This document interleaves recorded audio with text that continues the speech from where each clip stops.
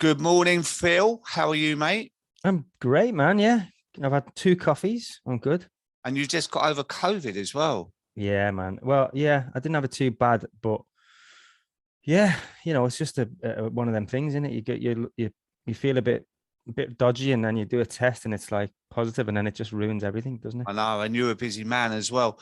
Yeah. I was looking back at your history, right, and you've done Mm, so much, honestly, because you've been an actor as well. You was in yeah. Band of Brothers. That Yeah. I remember buying the box set of that, and it came in a tin. Yeah.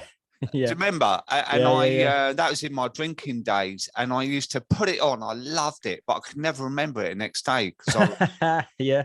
always drinking, And Yeah. Ned Kelly, Yeah. Chernobyl, but of course, every actor's got to be in the bill, Oh, yeah. doctors Yeah. and Yeah. Yeah. casualty, right? The trilogy. Yeah. Done them all. Yeah, and now you're a director, producer, Mm. and you directed Villain, which is a fantastic film. I love that. I really Oh, did. Me thanks, and my mate. son watched that, and Craig Fairbrass is one of my legends because he reminds me of my upbringing as well. And Yeah. Boiling Point, which we're going to come on to later, because I actually watched that last night and I need to come on to that. So let's make Cool. this more about you, mate. I saw you on the telly the other day talking about your life and your Mm. sobriety in that. And I reached out and you kindly enough agreed to come onto this podcast. So let's Yeah, wind it man. back, mate, and tell me how it was for you growing up and where it all began, really. I had a great time growing up. I grew up in Liverpool, in a small place called Huyton. Um, relatively small town, really. My parents were amazing. They weren't in the business at all. My dad had his own property business, and he was an upholsterer for many years as well, following in my granddad's footsteps. And my mum, she sadly passed away. It's coming up to 6 years now. But she was just such a free spirit. She was just the life and soul of the party. But looking back, actually, I think that's where my sort of drinking came from, is that side of the family, because my mum and my nan were both quite heavy drinkers. But back in the day, in the 80s and 90s, it was you know half a bottle of vodka every night was fine. She used to have me pouring it for her. I would be this Yeah. 10-year-old kid or whatever. She'd go and get me a double vodka and slimline tonic, and I'd be out there with her, pouring it for her. Free But yeah, pouring as well. So it's never a yeah, yeah, yeah, double, is yeah. it? Oh, no, no, no, no. Free pouring, free pouring. But yeah, I mean, had a fantastic time growing up, and then back when I was about, I think I must have been 13 or 14. My auntie, my great auntie, actually took me to this the Granada Studios in Manchester. It's not there now. They've moved now, but they used to do a set tour, and you could go around the building and see how it was all made and stuff like that. Coronation Street, the set Coronation Street was there, and you could go and see how that all was all sort of put together and made, and it just blew my mind seeing all that. And I think that was the sort of seed planted then for me, sort of going into that industry. Yeah. Um, and yeah, I was just obsessed then by how things are made, and sort of actors and how they Yeah. I used to love watching like behind the scenes of stuff. I remember like Jurassic Park, when that first came out, there was like a behind the scenes like thing on the VHS or whatever it was, and you could see how it was made, and I was just like, oh my god, this is just Yeah. it's just magical. So that's how it started for me, really. But yeah, went to school and just, yeah, but I had a great childhood, really great upbringing. But then I moved to London when I was 17. I got my first acting gig when I was 15, in a small. I had a small part in this like BBC one-off film. It was called Big Cat, with David Morrissey, and I played David Morrissey in flashbacks as a young 15-year-old kid. had this like ginger wig on and stuff, and I had to have blue contact lenses. It was amazing. and then off the back of that, I moved to London to do a show called Dream Team, and I was 17. And talking about drinking and stuff, I know that's when it all started for me, because I'm on this show with older actors and people who are much more much more mature and older than me, and I'm sort of trying to, I'm going out with them and influence, isn't it? Yeah. But it was just a thing then to do, you know what I mean? Because you're earning. For me, I was 17, I'd moved to London, I was earning the best money out of all my mates. So then, I'd come home at weekends, because I didn't really know that many people in London at the time. So I'd always come home at the weekends and I'd take all my mates out. I was earning, like, at the time, I think it was like 800 quid a week. That's a lot then, isn't it? It's a lot, yeah. But in 1998, that was. Yeah.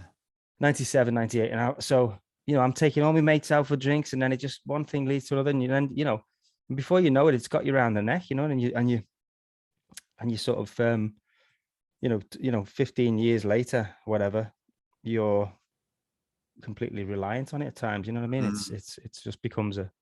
I remember when I was about 17, I used to work in a carpet shop in Wimbledon Broadway, right? And yeah. It was really like old fashioned back then.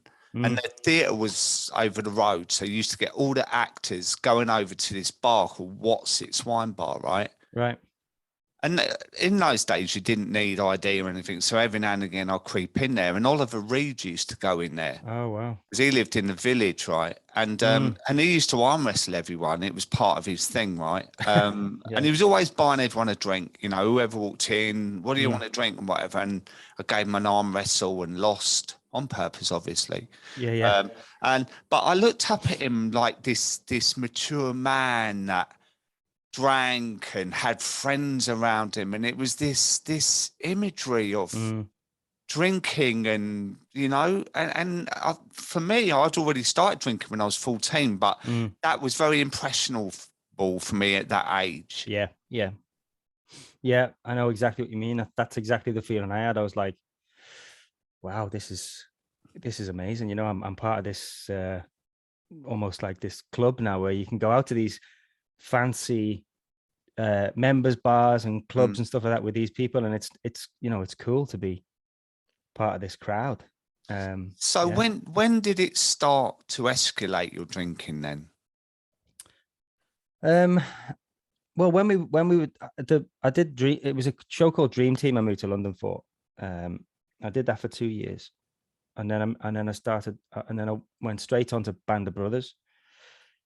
So I was 19, almost 20, doing Band of Brothers with, again, all of these sort of slightly older lads. I was the youngest, the cast member.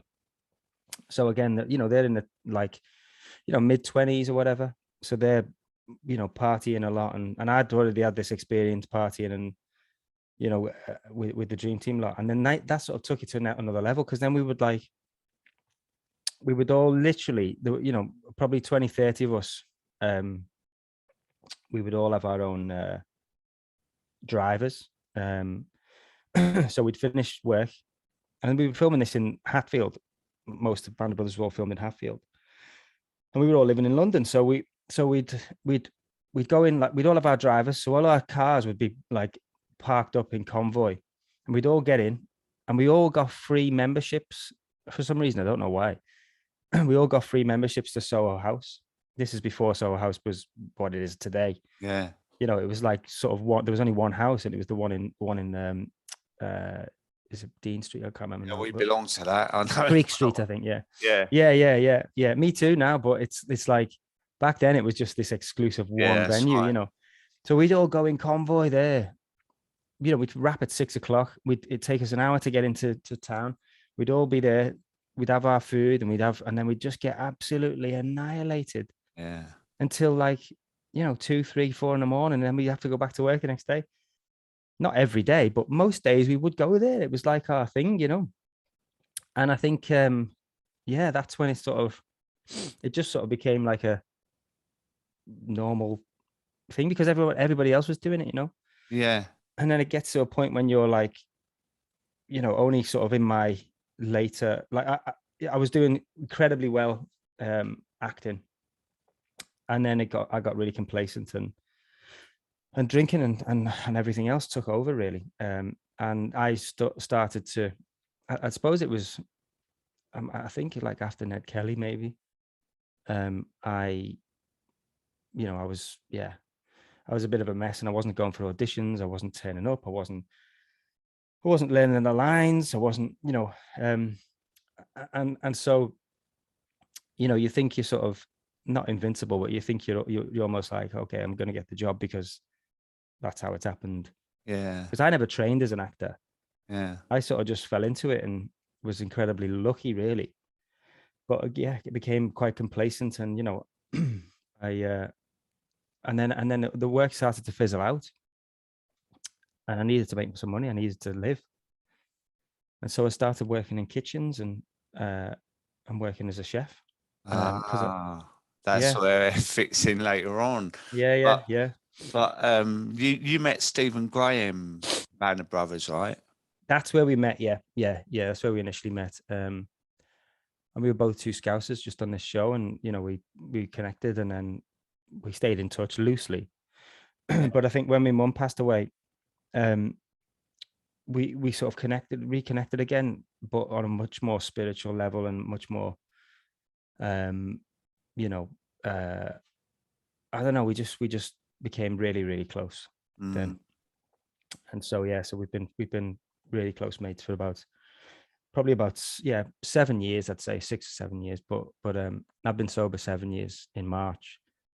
But yeah, it's just mad looking back, you know. No, I When know. we And get when you say about not getting the work, you were quite successful at quite a young age. Yeah. You know, and you get on this roller coaster, don't you? That you feel that you're invincible, and Absolutely. you're untouchable as well. That's exactly how I felt. You know, Yeah. I would literally walk into auditions thinking I've got the job already, and I don't need to put the effort in, really.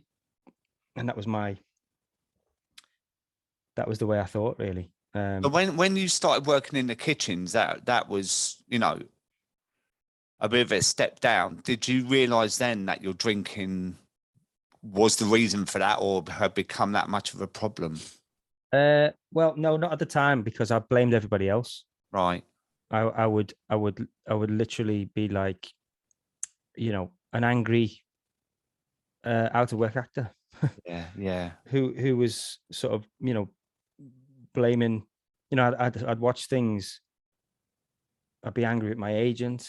I'd watch things and be like, why is he in that? He's shit. Yeah. I'd be much better at that, you know, thinking, oh, it's all just got to come to me on a plate, and I don't need to put the work in.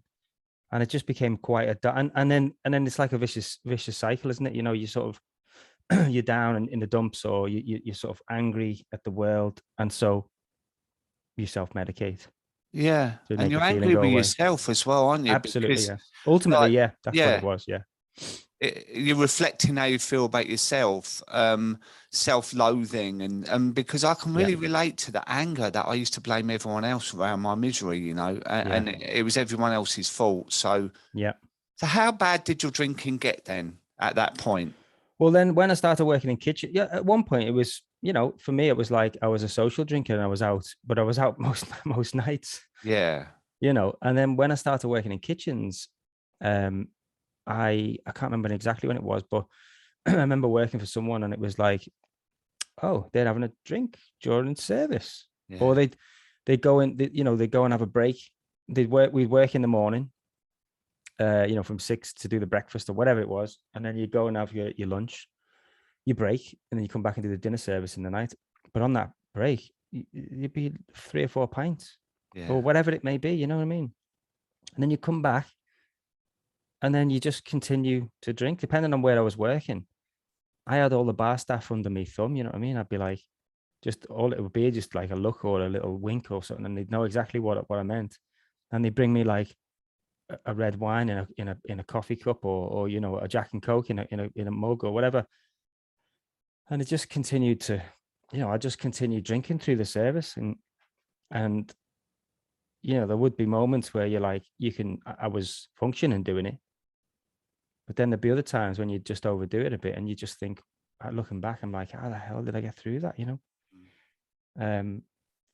But yeah, it was again just like I was still angry because because at this point I'm still, you know, I'm you know, I worked my way from the bottom in the kitchen, and I'm working my way to the top, and I became a head chef after about 12 years, about 10 years, sorry, and then it was, and then I did it for a couple of years, and I sort of I became a consultant, you know, after I'd stopped drinking, it just wasn't the same. I just didn't have the same love for it, you know. It's weird, but like, you know, you finish work of a night, and see, my problem was, I didn't like doing it on my own. I didn't like to be, oh, I'm the only one doing this. I'm doing it sneakily. So I used to drag everyone else in with me, and I'd be like, come on, especially when I was a head chef or someone in charge, you know. I'd be like, so, all right, come on, well, yeah, I've got a drink, have a drink. Go on, let's have a drink to start the night off, you know, let's have a shot or whatever. All because I didn't want to be doing it on my own. I didn't want people to think, oh, he's sneakily, yeah, he's got a problem, yeah. He's sneakily having a drink there. What you know, during service, enabling others to totally have your own thing, and I can relate to that, because whenever people come over to our house, it would be like I would buy enough booze for a party of 100. Do you know what I mean? Yeah, and as soon as yeah. they got there, even if it's 11:30 in the morning, oh, do you want a beer, mate? Blah blah blah. Yeah. Oh no, it's a bit. Oh, no, go on, have one, son. Yeah. They would last all day, and I wouldn't. Yeah. I'd be drinking double. Yeah, You know, yeah, and yeah, I'd be yeah, being put to bed at 6 o'clock, literally legless, and they're still pacing because I was just helping myself then. yeah, yeah, yeah. So what changed then? I mean, honestly, I got to a point where I hated myself so much, and I was really tired, and you know, for years, I mean years, that, you know, over the years, there'd be people saying to me things like, mate, you should maybe just, you know, calm down a bit or knock it on the head. You know what I mean? And it's just as friends, they'd be saying that to me. I'd be like, yeah, I know you're right. I should. Yeah, I will do actually. Yeah. You know what? I'm going to do that. I'm going to do that. But deep down inside, I never really wanted to do that. And I knew that I probably never would.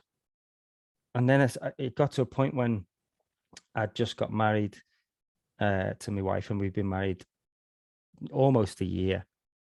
And during the time that we were going out and stuff like that, we met like drinking and, you know, and partying and stuff like that. And then my sort of drinking and everything else became, you know, a bit too much for her. And I'd be working in kitchens, and like you'd sort of finish work, and then you go, okay, we'll have a drink now. Everyone sits around the bar and has a drink, all the staff. And I'd be enabling everyone to stay. And then we'd be staying, it'd be 5 o'clock in the morning. She'd be ringing me, where are you? Where are you? I'm like, I'm coming home now. I'm coming home now. I'm coming home now. And, you know, she used to get herself in terrible states because of me, and, you know, having panic attacks and all that kind of stuff. And it all came to a head, and, you know, we'd been married almost a year, not even a year, not even that, actually. It was probably less, 6 months maybe. And she just left, went back to her mum's. And I remember just sitting in the flat in London on my own, just being like, you know, surrounded by all this just shit, and just, you know, and I just thought, I don't know what it was. Something in my brain was like, I do not want to do this anymore. I've had enough. I've had enough. And so I went and spoke to a friend of mine who knew this, because I'd gone to meetings in the past, but that was when I didn't really want to go. I was going because people would say, you know, go to a meeting, just go, you know, you know, go, you should go. all right, I'll go. All right, I'll go. And I used to go in there and be like, I don't need to be here. Yeah. I don't need to be here.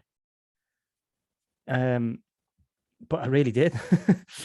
And so I decided to try a one-on-one counsellor.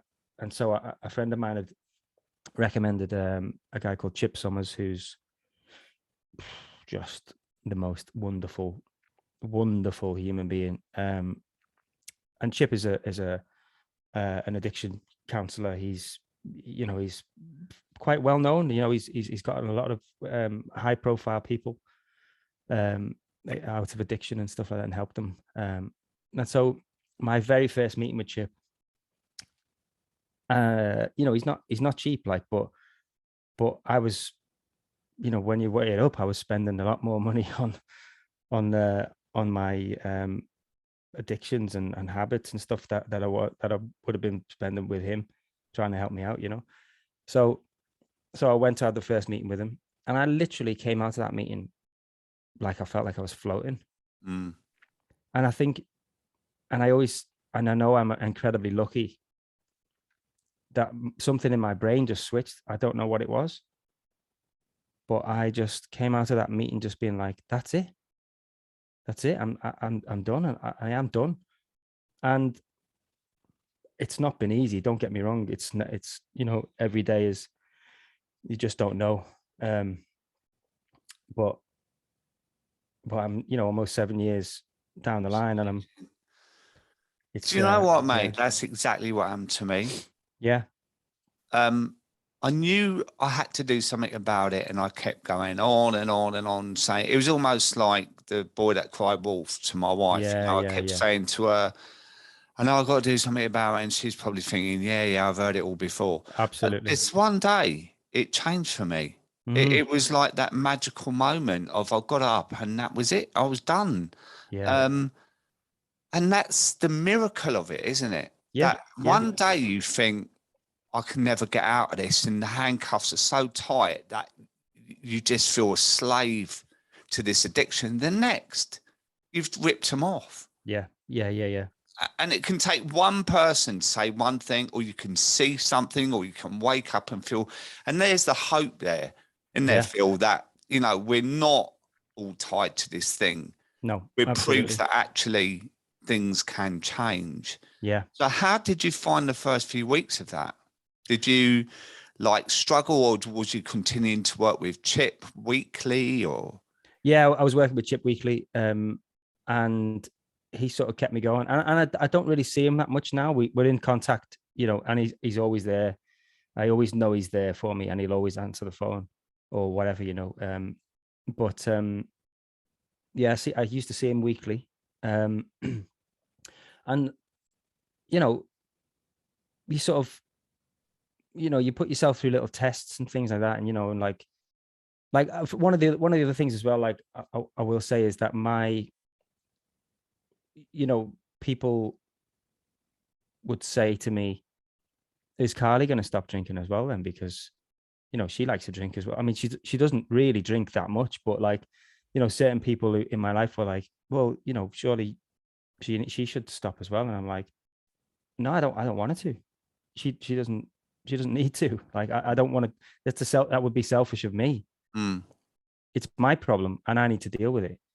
And so, I would, and it's so, and you'll know this as well. It's so weird how you've suddenly got all of these mates and all of these, acquaintances and all these people around you, and then as soon as you stop, and it becomes a serious thing, and it's not just a phase, they all sort of fizzle out, and you don't really, because I think it's like holding a mirror up to them a little bit, because if I can do it, maybe they need to do something about it. Yeah, I agree, mate. And I've also thought that actually I've tried to reverse the roles and wonder how I would be when I was drinking and a mate give up, and I'd probably be the same, Yeah. Because you're not in the same kind of club, are you? And you're not aligned.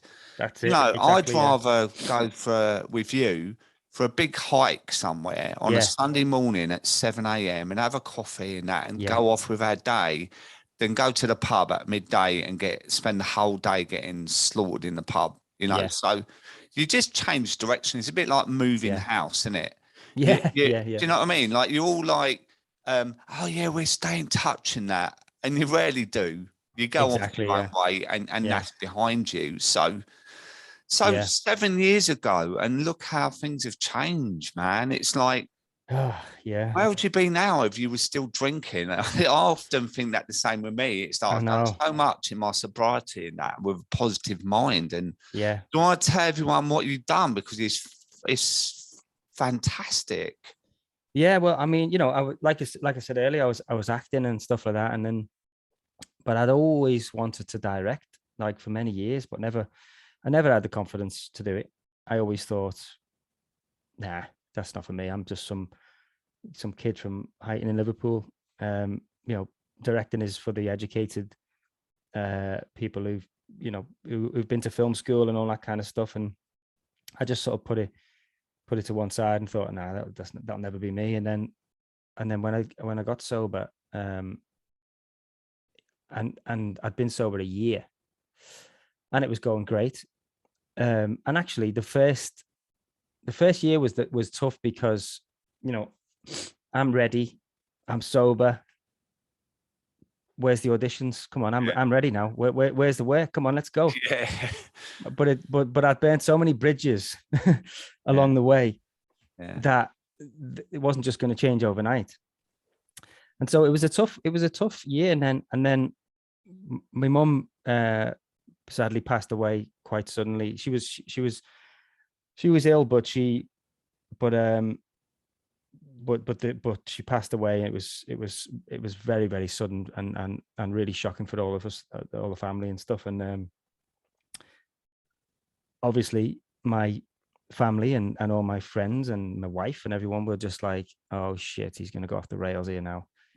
He's going to go back to drinking and back to his old ways. And and actually that really horrific thing that happened in my life opened something in my mind and my just made me think, you know what, life is so short. What the hell have I got to lose?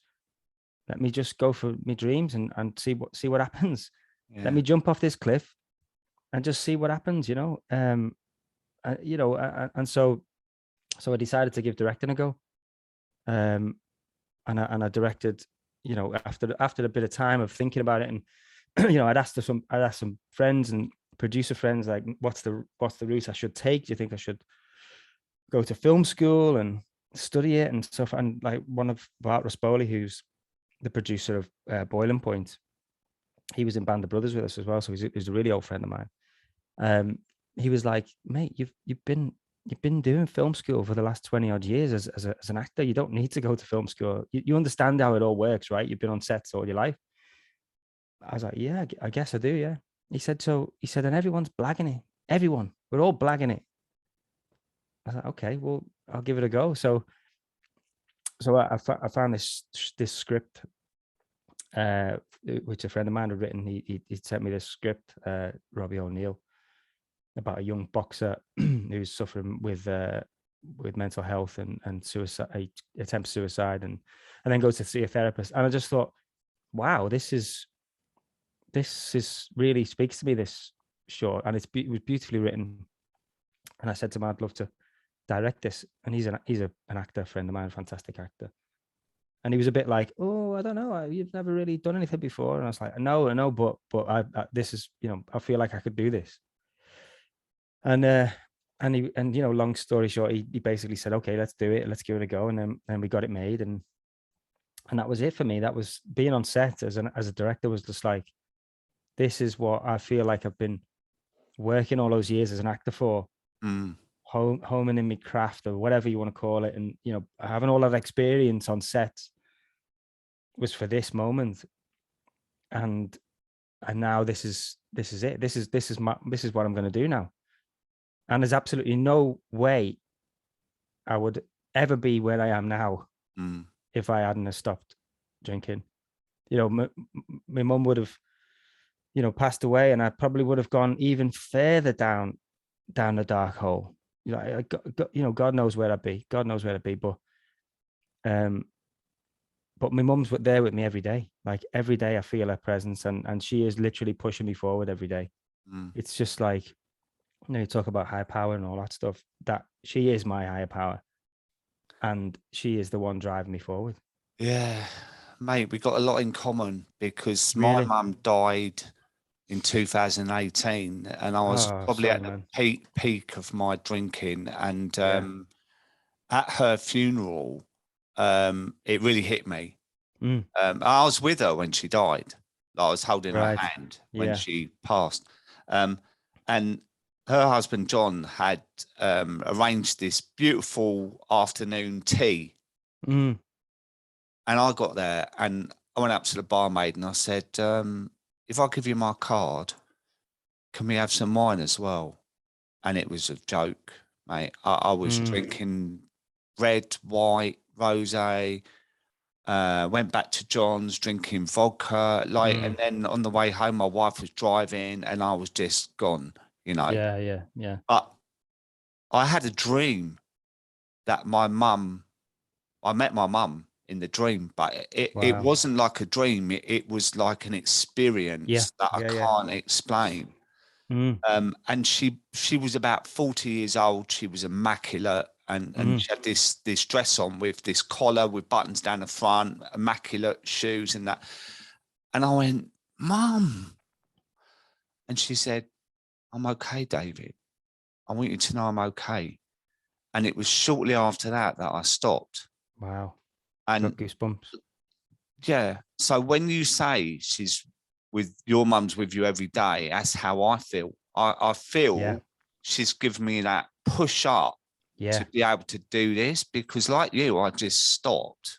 Yeah. And I Right. feel she's had a word with whoever it was and said, look, this lad of mine needs a little bit of help. And can we give it to him? Because Yeah. that's how I feel, and it's propelled me in a whole new direction Mm, of positivity in my life. Like I've yeah. embraced it completely, Yeah. you Yeah. know. And I Absolutely can the tell same. by you talking, mate, that how close you were to your mum as well. Yeah. Yeah. Like, it's just like you look back as well and think like during the height of my drinking and whatnot, I was living in London, but she was still in Liverpool. And I'd come home for the weekends, fully, saying to her, I'm coming home for the weekend, I'll stay at yours. And I'd stay there as I'd drop my bags off and go out with my mates. And I'd come in at 5 a.m, and then I'd be in bed all day. And Yeah. she'd make me breakfast. And then I'd be like, oh, I don't really feel like it. I'm not hungry. And then I'd go back out again. And looking back, it's like, oh man, I wish, All that time. yeah, what wasted, like Yeah. really wasted. And and I do feel like I, I I felt incredibly guilty for many years, and but I feel like she's absolutely with me now, and she is driving me forward, like I said. It's so funny, not funny, but we basically, there was a my brother, for some reason, had a voice note of my mum.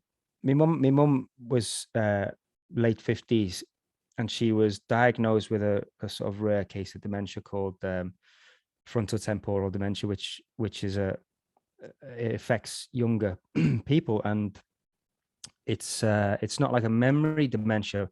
It is eventually, but it affects the frontal lobe of the brain, which is your motor system, your motor skills, and that kind of thing. So she started to, at first we thought she was drunk all the time. We were looking for bottles everywhere because, like I said, she did have a drink problem, and back in the day, it wasn't deemed as an issue because everybody was at it, and then we thought, that's what it was. So we didn't diagnose it for about 4 years, and even a doctor couldn't diagnose it. As I say, it was quite a rare case of dementia. So after 4 years, she's starting to get worse and worse, and she, I wasn't there. I was, drinking and not being there for her, and then sort of like angry, really, because she was ill and she was a different person, and it was affecting her, you know, everything about her, really. She wasn't the life and soul anymore. She was becoming like this, like she would say things that would be a bit embarrassing, and now I know what it was, this disease, you know. And I wasn't there when she passed. She actually, the way she passed was she apparently come downstairs in the morning for to make a coffee, and she walked back up the stairs and she had a coffee cup in her hand and a mobile phone in the other hand, and because of her motor skills, she fell backwards, and she'd done this a couple of times before. She fell backwards at the top of the stairs all the way to the bottom, and the floor was tiled, and she's hit her head, and that's how she's sort of ultimately gone. But I was in Spain at the time, and my cousins, and I had to fly back, and you know, I knew she'd passed away, but I on that flight, that was obviously the worst, you know, couple of hours of my life. I was with my wife at the time, which was amazing, and I wrote, which I've still got on my phone in my notes. I just wrote to her, like I just felt compelled to talk to her, and I wrote to her, and I just said, you know, like I'm sorry I wasn't there, you know, blah blah blah. But I actually felt like I was writing to her, and I felt like she could hit. It was such it was just a mad. I can't explain it. You know, I'm on this flight, and everyone around me is like happy to just come back from holiday, right? And so everyone's happy and, you know, holiday mode. I'm sat at the back of the plane with my wife in absolute bits. And it just felt like everything around me was just slowing down. It was like this weird experience as I'm writing this note in my phone. And I don't know why, it felt like I had a bit of a weight lifted, really. And then I got to the house and see my family, and I absolutely broke down. But, you know, I think all the time I feel like she's there. But when my brother had this voice note from her from a few weeks prior, basically saying, "What's your favorite song?" I think it was a voicemail, yeah. And she said it was her favorite song is "Three Little Birds" by Bob Marley. So we played that at a funeral. We had a gospel choir at a funeral and played "Three Little Birds," and me and my wife and my auntie and my wife's mum, we went and did this Alzheimer's walk in London. We did one in London and one in Liverpool. And so we just did this beautiful walk around London. And when we come to the finish line, Three Little Birds is playing over the speakers. Oh, wow. And I'm not joking. We all just I just collapsed on my knees and broke down. I was like, oh, there she is, you know. And then we did the same walk in Delamere Forest in just outside Liverpool. And there was a big group of us this time, all of our mates and all the family and stuff. Again, and I know there's probably a soundtrack on loop, but as soon as we literally stepped over the finish line, that song came on again. And I was like, oh, everyone around was just like clapping and all that kind of stuff and saying, I knew she'd be here. And there's been so many occasions. I've called my production company Three Little Birds Pictures, and there's been so many occasions where we, like for example, my wife a few months ago, we had the radio playing in the background, and my wife was, you know, she's in the entertainment industry. She like puts on shows and stuff like that, and she her business had gone to pot because of COVID over the last couple of years. It's now thankfully picking up a lot, but she was like, oh, I don't know what's going to do with the business and all this. I'm struggling. Three Little Birds came on the radio. I'm like, you don't have to worry. I know. You don't have to worry. It's all going to be fine. That's mad, isn't it? And it's happened so many times. It's another one, talking about Villain. We were going for the screening of Villain in the Charlotte Street Hotel. And I'm sat at the bar waiting for the producer to come. And it was a screening to try and sell the film to whoever, you know, would want to take it. So we had all these big distribution labels coming down and press and stuff like that. And I'm sat there having a coffee in the bar there on my own. and waiting for the producer. And I'm just sat there, and I started thinking about my mum, thinking, oh, please, help me out here. Let's have a good sale. Let's get the film out there. And Three Little Birds came over there. I recorded it on my phone because I sent it to my brothers. I recorded the video and going, you're not going to believe this. And it's on there. And I was like, wow. And then we sold the film that night. And yeah, it's just. And I think it's absolutely lovely that you've named your production company. Yeah. That as well. Every time I hear that, I'm going to think about your mum now. Yeah. Well, she's there. It's amazing, mate. I love to hear things like that. Because of my experience with my mum, I thought people would say to me, "You've gone mad," but actually, it's quite common. Actually, just shortly after they pass, that they visit you, and it's not like they're going to just stand in your bedroom when you get out of the shower because you'd be petrified. But mate, listen. Moving on to Boiling Point. I saw it last night, and it wasn't just because you were on today. I've been saving it up, so I knew I had the proper time to watch it. And from the start to the end, it was a journey, and it was. And I'm not just saying this, mate. One of the best films I've ever seen in my life. Oh, man. Because thank you. I was in that restaurant. I was working in that restaurant. I was eating in that restaurant. I was putting the bins out the back. I could really relate to all the different characters. Biggest characters Stephen Graham played. I knew exactly what was going on because of what I'm like. Do you know what I mean? Yeah. And well, we all know what an absolutely brilliant actor he is. But it reminded me at the end of the chaos of my drinking days. Yeah. And that's what I got out of it the most. Like there were all the things like table 7 I was really stressed about. And then Jason Fleming, by the way, in the he was the famous celebrity chef. I met him at a wedding, right? Oh, yeah. When I was drinking. And he said to me, "Fancy getting pissed?" I went, "Yeah, all right then." And we got absolutely hammered together and was dancing with Darren Brown. And there was a scene in the film that he had the selfie with the 3 Instagram. And he did exactly the same stance as he did with me. That must be his thing. Yeah. It's his thing, almost standing there like a boxer, and he's a great lad.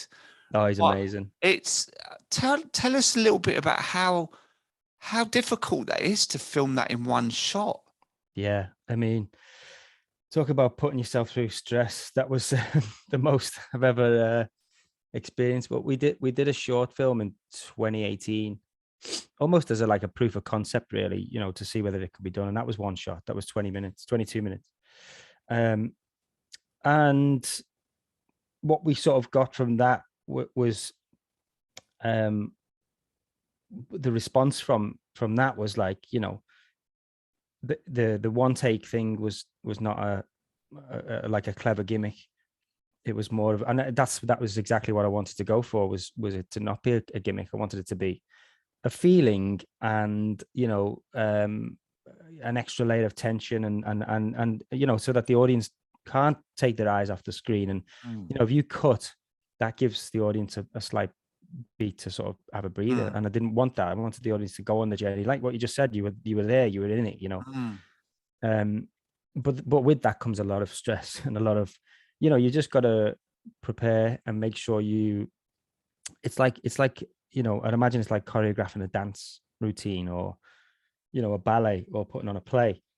It's the same sort of thing. You've just got to rehearse it and until you've got it in your head, like muscle memory. For the camera operator, Matthew Lewis, who he's at the time he was 23 years old. We shot this in March 2020, by the way, so COVID was like this looming cloud that was over us, and we were sort of this was before the first lockdown. We shot it the first the first day was on the 16th of March. And we were supposed to do 4 nights. So we'd shoot it twice every night. And we'd get the perfect take. We'd have 8 takes, and we could choose one of the takes as the film. So 8 films really. And the producers, after the first night, was, they were like dress rehearsals really. And I thought, okay, we've got 6 more goes of this. We're gonna nail it. But the producers came to me and were like, we're gonna have to shut it down after tomorrow because everyone's getting really nervous. The government are now really sort of saying there's going to be a lockdown imminent. And we were like, there was 150 odd people in one room all at the same time. So it was a COVID nightmare. And, looking back. And so we did the 2 takes on the second night, and it's the 3rd take that we've used. But, yeah, during the takes, it was just incredibly stressful, because I'm sat there in front of a monitor watching it play out in real time. I didn't want to. All my directing is done in the rehearsals, giving the notes and talking to the actors and talking to the camera crew and the sound team and stuff. All of that has to be done prior to the shoot. It's not like a normal regular shoot where you can go, okay, cut, let's do that, and let's move on to this angle, or give the notes as you're going along day by day. Yeah, it was just completely new. I'd never done it before, apart from the short. But even the short was, like I say, 20 minutes. This is an hour and a half, and you sort of don't want to drop the ball really, or you don't want anyone to drop the ball. So the tension that the audience are feeling when they're watching the film is how I was feeling times 10. I can imagine. Imagine at the end, 10 minutes to go, and there's a cook up. God, I know. Do you know what Thankfully, I mean? there wasn't. Thankfully, there was the actors and the crew and everyone involved were just so on it. It was just incredible. Like, what an amazing team. And did like Stephen have training in that? And I can't remember her name now in the film. The woman he worked with. Vinette Robinson. Well, incredible. Yeah. Well, we had a consultant on the film, Tom Brown, who's a fantastic chef. He sort of gave us the run of his restaurant for a couple of days, and they went in there and they learned how to chop and learned how to, look as like chefs as best they could. We didn't have enough time to sort of put them into training or like a boot camp type thing. So he was on set every day as well. So, me having chef experience, I wanted to focus on directing the actors' performances as opposed to being like, okay, showing them. So I wanted to get a real chef in that I could hand that off to and go, okay, can you make them, look like that? Or, would they say that in that moment? Or what would be the best way for them to sort of move and stuff like that? So it was, it was really important that we had him on. And the same for the front of house as well. We had Andy Jones, who's the owner of the restaurant, who's one of my oldest mates. He was on hand to talk to any of the front of house people who playing waiters and stuff like that, to talk them through how to carry plates or whatever it may be. So yeah, it was. I mean, we had very, very little time, very little money. So yeah, it's a miracle we did it really. Could you imagine if you were drinking? The stress. Do you think you would have done it? Absolutely not. No chance. No chance. I mean, the film is loosely based on my experiences and what I went through when I was working as a chef. So, a lot of Stephen's characters, things that he goes through is what I was going through. Yeah, he was in something. I'm racking my brains what it was now, but he was recovering alcoholic in it. The Virtues. The Virtues. Oh my incredible. God, the pain. I know, right? When he was in the pub. And he ordered the Guinness. Yeah. Oh my God. I know. And he was sitting there, wasn't he, for 5 minutes or something, looking at it. Yeah. And he's just got a way about him. that is so real. And I was like sitting there going, no, please don't just get up and go out the pub. Just leave the pub. Just go. Yeah. And he drank it. But what came after that was so realistic. And the way then he become mates with everyone and was buying everyone round, and he didn't have the money, and then chaos. The way it was shot after, where he was outside, all the lads carried him out, and the toilet where the publican was saying, look, you've got to pay the Bob. It was really, I know. It was like, I was like a bag of nerves after it. Yeah. Yeah, me too. It's just too real, isn't it? It's too real. He's got a lot to answer to, that boy. Yeah. So, Phil, before we go, mate, what are you working on now? I started prep on Monday, just gone last week, on a new movie. Can't really say too much because it's getting announced this coming week, but it's a thriller. It's like another intense movie. God. Sorry. But yeah, I think it's going to get announced this week, but I'm really excited about it. And then I'm doing something straight after that, a TV thing. And then it's just gone absolutely crazy. Like I'm just so overwhelmed by it all, but in a good way. Like I said, I jumped off the cliff, and I advise anybody to do the same. If you've got anything in your life that you feel like you want to give a go, do it, because you just never know. Unless you try, you will never know. And it's like, I feel strongly about that, because for, like I said, for years and years and years, I just didn't have I just put myself in this, like, I put myself down basically. But you can achieve absolutely anything you want. And do you know how, mate? By removing one thing from your life. Oh yeah.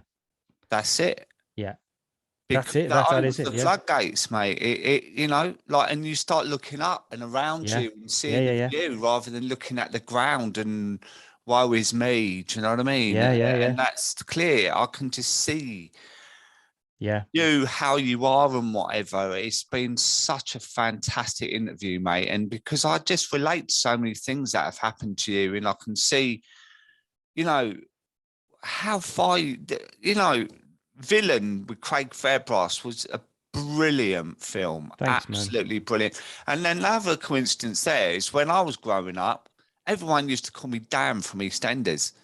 I used to walk around, you look like Dan from EastEnders. And as we were talking before this, Craig reminds me of the lads that I grew up with, Rough and Ready and whatever, and my drinking days. And whenever I see Craig, it brings me back memories of the good days, because they're not all terrible. No, of course. I had some blinding nights out and weekends away with the lads. And when I see Craig, it's like, oh my God, he's just like one of my mates, Yeah.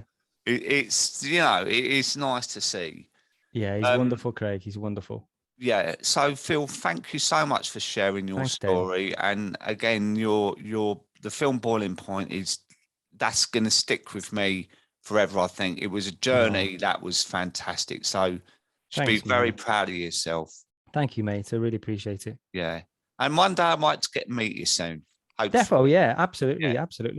Good, love to come on again. It's it's been amazing to, I've been doing a lot of these podcasts and interviews and stuff for the film and stuff, but it's so liberating sometimes to just be open about, and I've always been open about it because I've got nothing to hide, you know what I mean? And I think ultimately, if I can help anybody, that is struggling or whatever, then that's what I want. Yeah, and I'm sure you have today, mate, because I've really, really enjoyed today. So thank you so much, mate. And thanks, man.